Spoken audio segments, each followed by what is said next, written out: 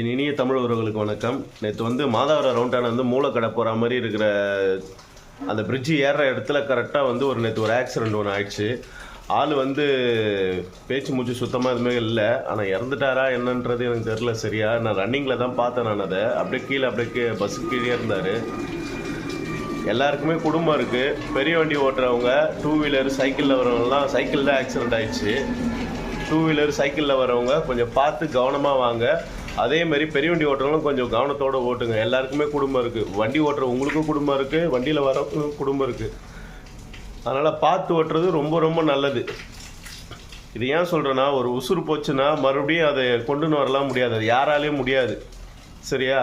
அதனால் கவனமாக ஓட்டுங்க. அந்த குடும்பத்தை பார்க்குறது என்ன கஷ்டம் தெரியுமா? ஒரு தலைமையில் ஒருத்தன் இருக்கான்னா அந்த குடும்பத்தில் அவன் இல்லைன்னா கஷ்டம். அதனால் பார்த்து கவனமாக ஓட்டுங்க. வரவங்களும் பார்த்து கவனமாக வாங்க.